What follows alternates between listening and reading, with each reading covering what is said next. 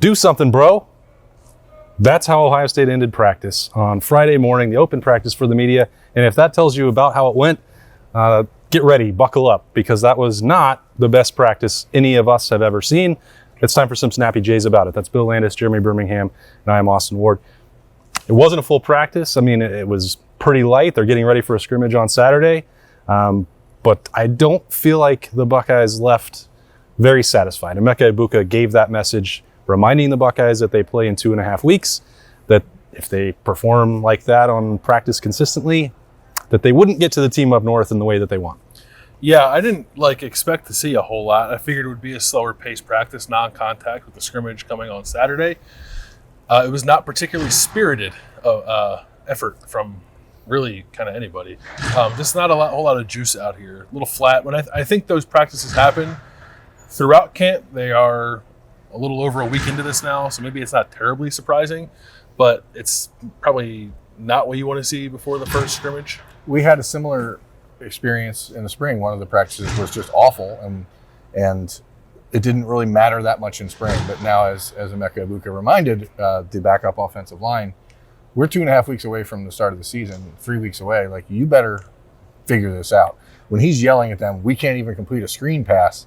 Like, that's not something that Emeka Egbuka wants to do. Mm-hmm. Like, he is trying, obviously, to be more demonstrative and be a more vocal leader, but that's not the message you want to be sending. And it was pretty weird watching the backup offensive line. I mean, Mike Soleni chasing them out onto the field because one of the quarterbacks had to break out of the pocket and was running down the field, and all the offensive linemen were standing at the line of scrimmage instead of running down the field to block for him. And Soleni ends up running across the field saying, "The quarterback's running with the ball. Why aren't you following him?" Like, it seemed weird. I mean, we had a number of guys not participating fully, a couple of guys that are out there but really shouldn't be. Michael Hall with a ton of tape on his ankle, Sonny Styles and Malik Hartford in green non-contact jerseys. Joe Royer not practicing. We didn't see Mayan Williams at all. Both Mayan Williams and Tyleek Williams, according to the program, were unavailable. So they weren't out there, but they did clarify that part. So they have an injury. Yeah, so you start to see the rigors of camp. We're 1 week in, and all of a sudden that fully healthy, we got no problems, all of a sudden looks a little weird when Tyleek Williams isn't out there. Michael Hall's gimping around. Kenyatta Jackson has to come off the field because he got a little bit dinged up. Noah Rogers gets dinged up. He came back in and made another couple ridiculous cuts. That dude, I mean, we've talked about that another time. Like, every catch he makes is like absurd. Real, yeah.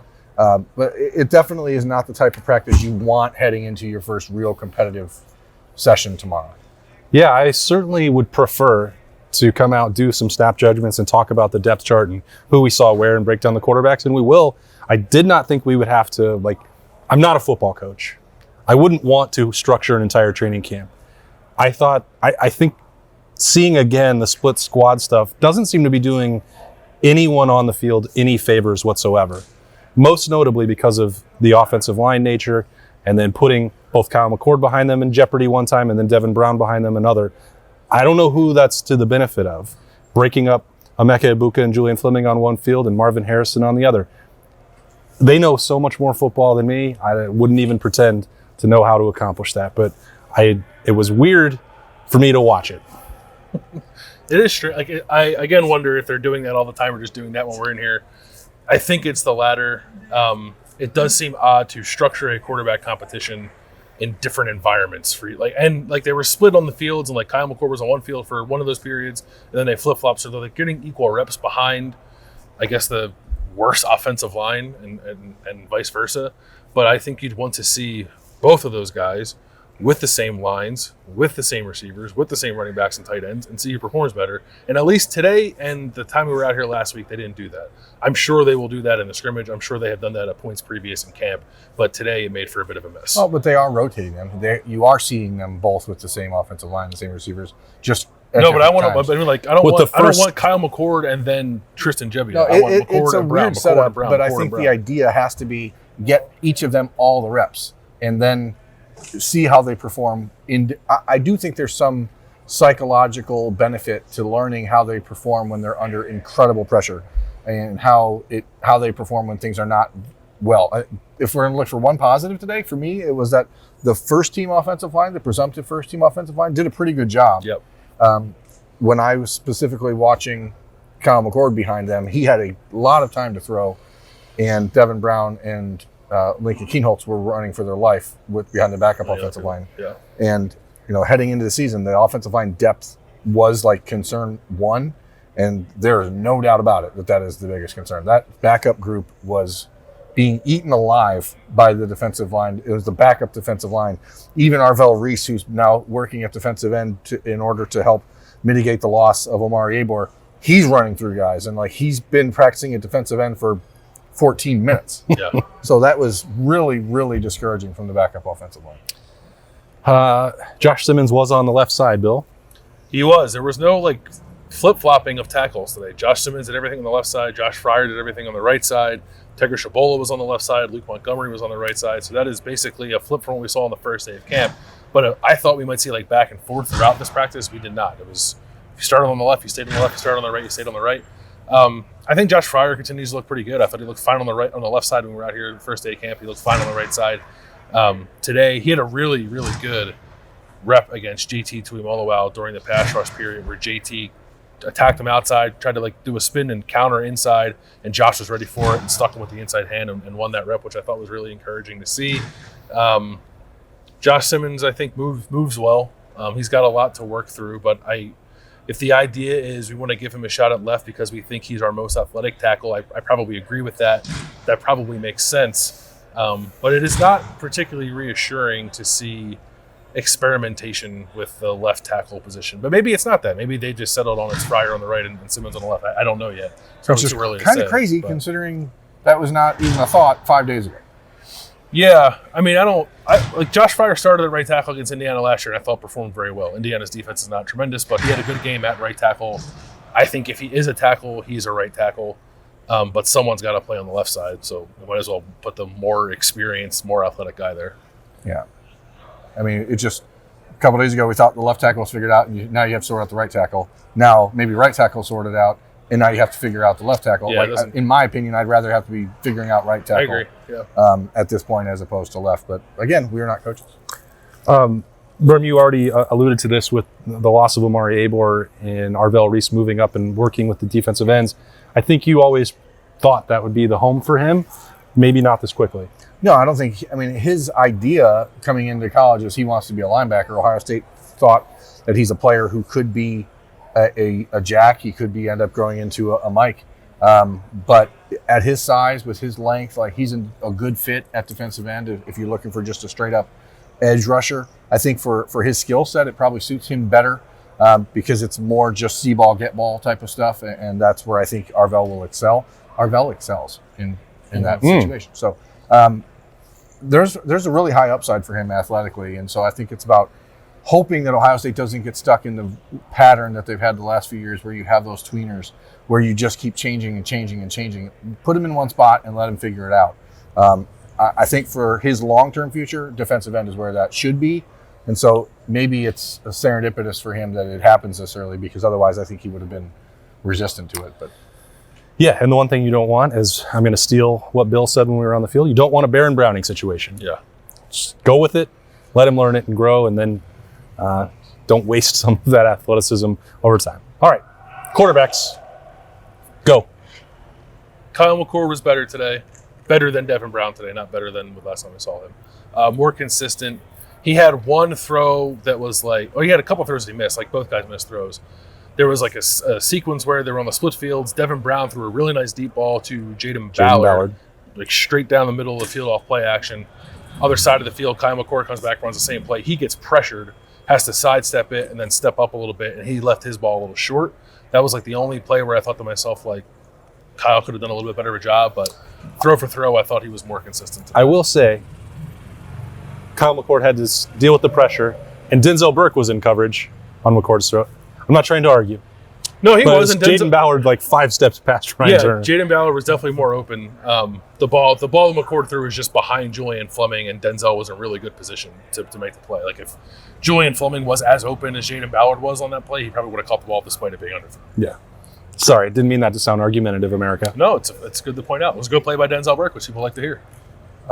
Again, I think the defensive backs should be one of these areas where people should feel really good, but you want to be careful that you're not over inflating what they're doing because the quarterbacks and the offensive line and wide receivers are not synced up. And that to me is the biggest issue right now is if you look at the quarterbacks, both of them, timing is off, and it's going to be off as long as they don't feel comfortable in the pocket. And so Ohio State's going to have to figure out a way to remedy that. But throwing the ball today, just releasing it, getting it where it needed to be, Kyle McCord was better throughout the whole day. And that's even when he was with the first-team offensive line or when Devin Brown was with the first-team offensive line. But again, the last portion of team stuff wasn't even – it was not worth watching what Devin Brown was doing because he could not do anything. I will say, too, I feel like it's worth mentioning before – like Mike Hall dinged up something and was kind of out of stuff the second half of practice, but he was in stuff the first half. And on that field where it was mostly backup offensive linemen, JT and Mike Hall were also on that field. Yeah. So it's not entirely fair. That's the stuff that I'm talking about. Like, who is this doing a favor for? Yeah. It doesn't help JT or Mike Hall, and it doesn't help those offensive linemen who have no chance in the world of blocking them. That's that part is that really I thought was strange. Devin Brown, I thought, made one of the better throws. You already mentioned which one it was, Bill. But the rest was the volatility of Devin Brown is why I think that Kyle McCord will ultimately win the job. Some of this stuff about Devin Brown's mobility and stuff outside the pocket, it doesn't seem like that's currently a strength of his when he's throwing the football. Even on air, the accuracy was pretty suspect. And I hate to say or judge things off of such a small sample size because he's had 8 other days and he's clearly done enough to be in the battle to win the job for Ohio State. That's sort of the nature of the fact that we only have got to watch 2 of these days, is that we can only evaluate what we see, and it's such a small amount. And I didn't think it was definitely not Devin Brown's best day of the 7 now that we've had to watch over the last 6 months. And I thought that Kyle McCord capping it with a deep post, gorgeous ball to Brandon Inniss for a touchdown will certainly, reinforce in my mind a lot of the things that I said on the daily this morning. So yeah, that was a good throw, and nice to see Brandon Inniss get in the end zone too. The receiver, it was definitely a flat practice. I don't know that it was flat across the board. Well, the DBs had good juice to them. I thought the receivers were playing pretty well. It was mostly when you watch that backup offensive line field and everything was a mess, and you sort of felt like this is not a good practice. But there were, I think, things to get excited about. Like we mentioned a few of them. I thought Caden Curry had a pretty good practice. He jumped out to me a few times. Evan Pryor, in a practice where Mayan Williams is not here, maybe Evan Pryor gets a little more work. Really quick feet, just lightning quick feet, and it was a reminder that I don't know how it's all going to shake out, but if he needs to be put in a position where he can help the offense, I think he can do it. Yeah, I mentioned on this morning's daily, I wanted to see how they deployed the running backs in the passing game, and they did that a lot. Yeah. And so I think that the mentality for Ohio State when you are breaking in a new quarterback, when you do have this offensive line concerns, is that you're going to see them probably take more of a you can't go broke if you're taking a profit approach. And we saw the pass, a lot of balls to the tight end, a lot of balls to the running backs. And that's going to be a little bit frustrating, I think, for people if this is the continued way because you have Emeka Egbuka and Marvin Harrison. But if you don't have time to get them the football, then you're going to have to find other creative ways to get them the football closer to the line of scrimmage. So I don't think they showed us a lot today on purpose, but there will have to be some adjustments to get those guys closer to the quarterbacks if this is how it's going to be. But again, I thought the first-team offensive line acquitted themselves pretty nicely today for the most part. So that is encouraging. Wide receivers, defensive backs, as you said, encouraging. I love what the linebackers are doing. They are fast. They know where they're going. C.J. Hicks, Steel Chambers, Cody Simon blowing up plays all over the place. Tommy Eichenberg doing what he does. I think that's a really good group. I think it's just going to be hard to leave this building today without going, ooh, boy, that backup.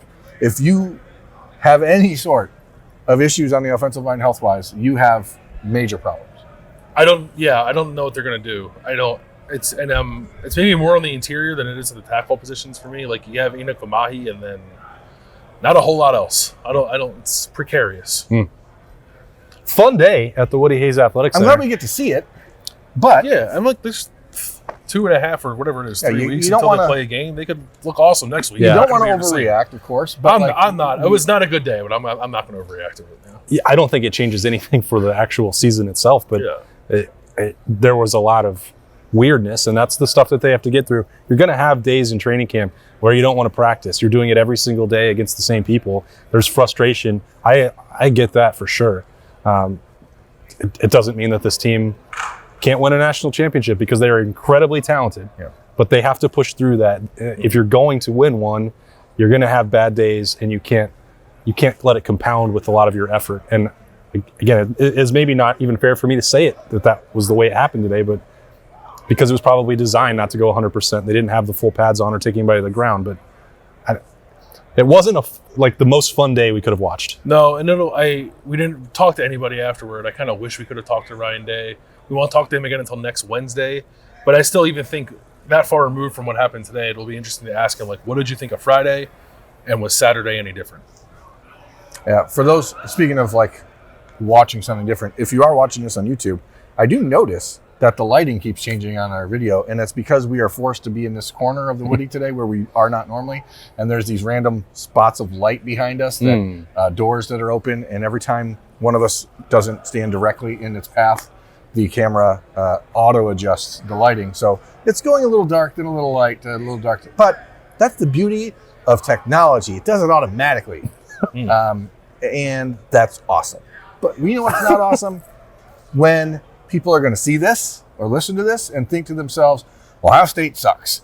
And that's not the point that I was trying to That's make. not what we're trying to get across here. This is what happens in training camp. This is the point of training camp. I mean, by its very definition, you want to suck more in training camp than you do in the regular season, right? I mean, that's because you're training, right? So you're supposed to be getting better. Today, maybe they didn't get better, but it doesn't mean they got worse. Sometimes you just plateau a little bit. You got to dig deep, get better the next day. Yeah, I mean, that's football. That's Sprots. That is. And these were Snappy Jays on the podcast. Thanks for joining us. Probably not the one that you were hoping to hear, but that's what we saw in here. And Marvin Harrison's still really good. He's still very good. There's a scrimmage on Saturday, and then the rest of that weekend, we'll try and get as much info as we can for you and pass that along on the various platforms that we have available for you all. That's Bill and Berm. I'm Austin. Thanks again. We'll talk to you later.